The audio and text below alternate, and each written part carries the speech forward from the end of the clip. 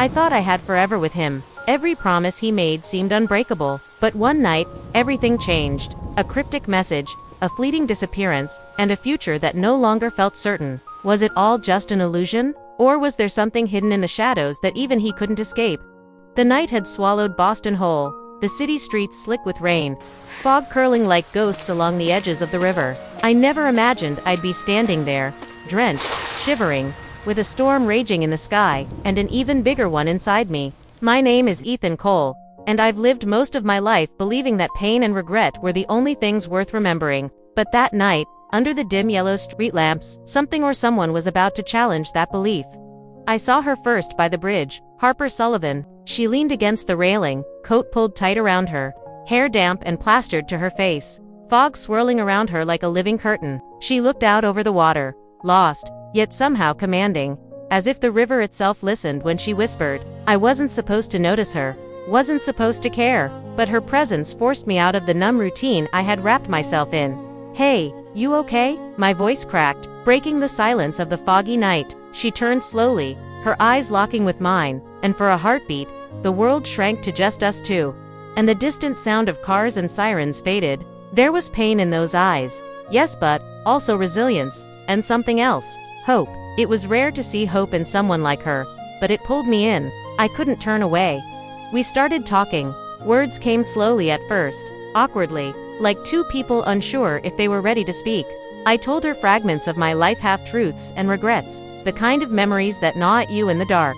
She shared hers, fleeting failures, lost dreams, moments she'd never say aloud. And as the fog thickened around us, I realized that every story we'd been carrying alone suddenly felt lighter, shared. We were two broken pieces, slowly piecing a new story together in the middle of a storm. The days that followed were a maze of emotion. Every laugh, every accidental brush of hands, every quiet glance deepened the connection. We argued sometimes, clashed over small things, but even our fights were filled with an undercurrent of affection. Harper pushed me, made me confront parts of myself I'd long ignored, while I became her anchor, her safe harbor. Our bond was strange, fragile, and thrilling, teetering between friendship and something more.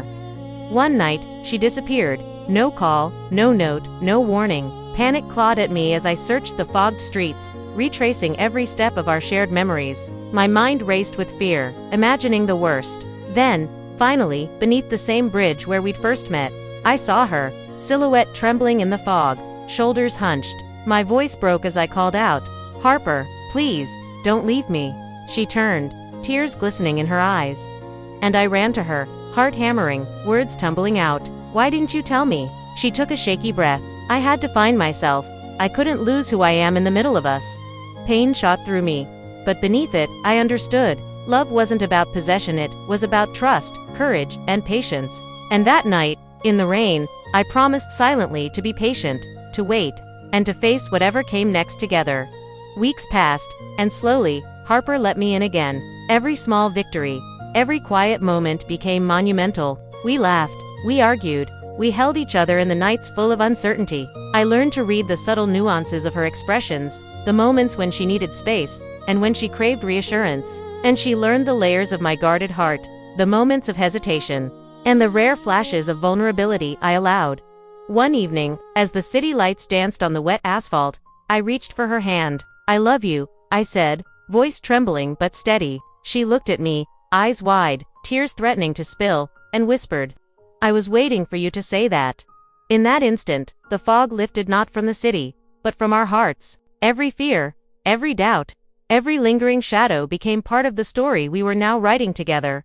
Life continued its relentless pace. Of course, challenges emerged, miscommunications, long days, personal doubts, but with Harper, I found a rhythm. Each disagreement became an opportunity to grow closer, each mistake a lesson in patience, each victory a shared celebration. We learned that love wasn't perfect, it was real, messy, and worth fighting for. The night air was colder than I expected, and yet, standing there with Harper's hand in mine, I felt something I hadn't felt in years, alive. The city's hum was distant, almost irrelevant, as though Boston itself was giving us space, a private stage for the story we were writing together. I could see the flicker of streetlights reflecting in her eyes, and in that moment, I realized love wasn't a fairy tale, it was a series of choices, each one scarier than the last. yet worth making. I remembered the first time she laughed at my terrible coffee-making skills, throwing half a bag of beans into the air like it was confetti. Her laughter had a resonance that stayed with me long after the sound faded, echoing in the quiet corners of my mind. We were imperfect, clumsy, and fumbling through our emotions, but every misstep drew us closer. Every shared mistake became a secret thread that tied us inextricably together. There were nights when the shadows of our pasts crept in, my own demons, my regrets, and unspoken truths threatened to drown the fragile happiness we had built. Harper sensed it before I could even speak, her hand resting lightly on my shoulder, her gaze unwavering. "You don't have to fight alone," she said. And in that simple sentence, I found more strength than I had in all the years I spent hiding from myself.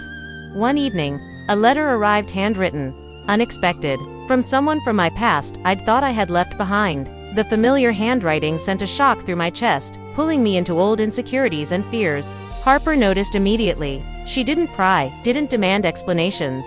She simply stayed by my side, and together, we faced it. Every conversation, every confrontation, became a step toward healing, toward understanding that the world might throw chaos at us, but together, we could withstand anything. We started creating little rituals, Sunday morning walks along the Charles River, sharing notes with doodles, exchanging books and secrets. Each mundane act became extraordinary because it was shared, because it was ours. I saw the beauty in the smallest things, the way her hair caught the light, the subtle curve of her smile, the determination in her eyes when she faced her own challenges. Harper wasn't just a part of my life, she had become the lens through which I experienced it fully. There were arguments, yes, moments when words were sharper than they should have been, when tempers flared like fire against the delicate paper of our connection. But even in conflict, there was love. There was understanding that mistakes didn't define us, they refined us. And every reconciliation, every shared apology, strengthened the bond that had started under the foggy streetlights by the bridge.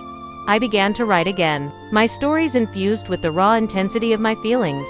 With the love and pain that Harper had drawn out of me, she became my muse, my confidant, and at times, my fiercest critic. I would catch her reading my drafts late at night, a smirk on her face, and I knew that we were shaping each other as much as we were shaping our shared story. Then came the day when everything seemed uncertain. Harper received an opportunity, a career-defining chance that required her to leave Boston. Fear gripped me, the old insecurities threatening to rise. Fear of losing her, of falling back into isolation, of everything I had worked for crumbling in a moment. But she turned to me, eyes steady, and said, "We can face this together." And in that moment, I realized love wasn't about possession, it was about partnership, trust, and courage. We learned to navigate the distance, the emails, the late-night calls, the moments when we simply longed for each other's presence. It wasn't easy. There were tears, frustration, and longing. But there was also growth, resilience, and an understanding that the heart could stretch, endure, and remain steadfast, even when miles apart. I never thought I'd say this about anyone, but Harper Sullivan became my anchor and my wings. She challenged me, nurtured me, and held me accountable in ways I had never known I needed. Every day with her was a lesson in patience, joy, and vulnerability. And when she returned, walking toward me on that rain-slicked street, smiling, despite exhaustion, I knew that the storm had passed, or at least, we had learned to dance in it. Standing there, rain-soaked, hearts racing, I realized the truth. Love wasn't about perfect timing, grand gestures, or cinematic moments. It was about choosing, every day, to stay, to fight, to forgive, to laugh, to cry, to exist together in all the messy, chaotic, breathtaking reality of life. And in that knowledge, in the warmth of her hand, the steadiness of her gaze, I found my peace, my home, my story. Because sometimes, being lost in between fear and courage, past and future, solitude and connection is exactly where love begins.